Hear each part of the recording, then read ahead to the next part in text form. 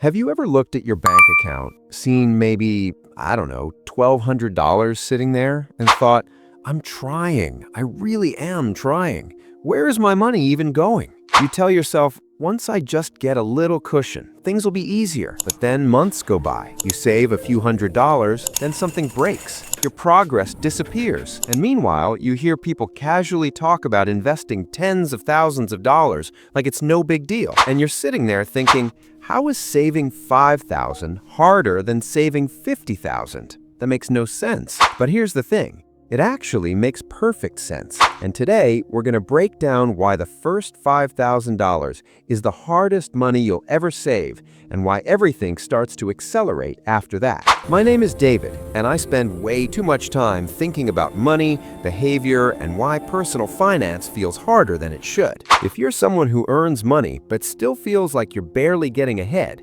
struggling to build savings no matter how hard you try, make sure to hit the subscribe button and give this video a thumbs up if this helps you out. And look, this video isn't about hustle culture. It's not about just work harder. It's about understanding how money actually behaves and how your brain works against you in the early stages. Let's challenge a common assumption right away. Most people believe saving money is linear, that if saving $5,000 is hard, saving $50,000 must be 10 times harder. That's wrong. Saving money is non-linear. It's asymmetrical. It's front-loaded with pain. The difficulty curve is steep at the beginning, and then it flattens out. And here's what most people don't realize. The difficulty of saving money has very little to do with math and almost everything to do with psychology and cash flow structure. Let's talk numbers first. According to the Federal Reserve, nearly 37% of Americans can't cover a $400 emergency without borrowing or selling something. That means for over a third of people, any unexpected expense wipes them out. Now think about what saving your first $5,000 actually represents. It's not just money, it's your first real emergency buffer, your first sense of financial control, the first time money stops being purely reactive. But here's the problem.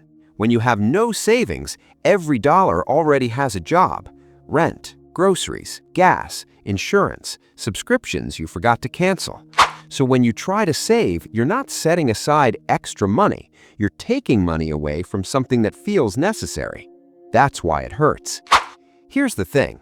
When your savings balance is near zero, your financial life operates in what I call survival mode cash flow. Money comes in, money immediately goes out. Anything left over gets absorbed by lifestyle friction. There's no buffer, no margin, no room to breathe. So saving $5,000 isn't just about discipline, it's about breaking a system that was never designed to let you save. This is where it gets really interesting. Once you cross that $5,000 threshold, your entire financial system changes, even if your income stays the same. Let's say you earn $4,000 per month after tax. Your expenses are $3,800. On paper, you should be able to save $200 per month. But in reality, random expenses show up. Car repairs, medical bills, social pressure, just this once spending. So that $200 never survives the month. Now imagine you finally grind your way to $5,000 in savings. Suddenly, a $600 car repair doesn't destroy you. You don't need to put emergencies on credit cards. You stop paying interest for being broke. That alone frees up future cash flow. And freed up cash flow is what actually accelerates wealth. Now, you might be thinking, okay, David, but $50,000 is still a lot of money. Yes, but it's easier relative to effort. Here's why. Once you have $5,000, you stop leaking money to emergencies. You make calmer decisions. You avoid high-interest debt. You can invest without panic. Your confidence changes your behavior, and confidence compounds. Let's talk about something most finance videos ignore: scarcity mindset.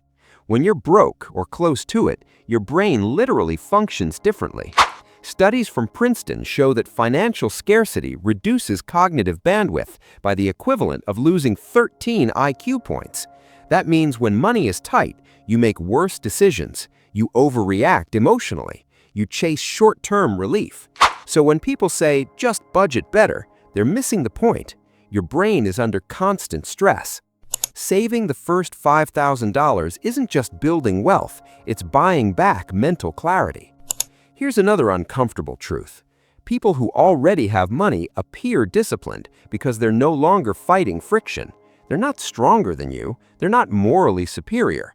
They're operating in a different environment. Once you have savings, you don't need to rely on willpower as much.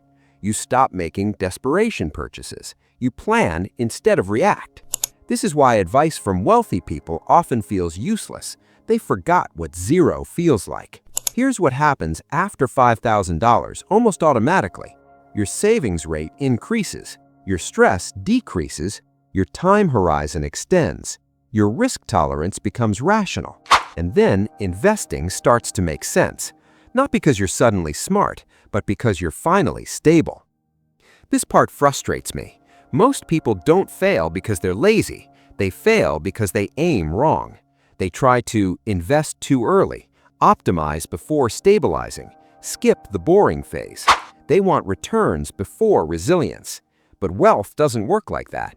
You don't build wealth by chasing upside. You build wealth by eliminating downside first. Let's get practical. Step 1. Lower the target emotionally. Don't think $5,000. Think first 500, then 1,000, then 2,500. Your brain needs wins. Step 2. Automate the pain. Manual saving relies on motivation. Automation relies on systems. Even $25 per week is $1,300 per year. Step 3. Protect the money. This money is not for investing. It's not for vacations. It's not for lifestyle upgrades. It's for financial oxygen. Step 4. Eliminate high-interest debt. Paying 20% interest while trying to save is like running uphill with weights on. Once you hit $5,000, something dangerous happens. You feel rich. You're not. This is where people sabotage themselves. They loosen discipline. They upgrade lifestyles. They stop tracking. The people who make it past $5,000 to $50,000 are the ones who don't confuse relief with success. Once you're stable, raises actually stick. Bonuses don't disappear. Investing becomes boring, and that's good.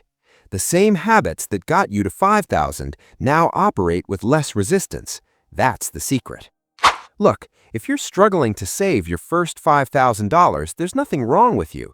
You're not bad with money. You're not disciplined. You're just early in the curve. And the early part is the hardest. But once you push through it, money stops feeling like an enemy and starts feeling like a tool. That's when everything changes. If this video helped you understand why money has felt so hard and gave you a clearer path forward, hit the subscribe button. This channel is about building wealth without lies, without hype, and without pretending it's easy. And if you're still grinding toward that first $5,000, you're closer than you think.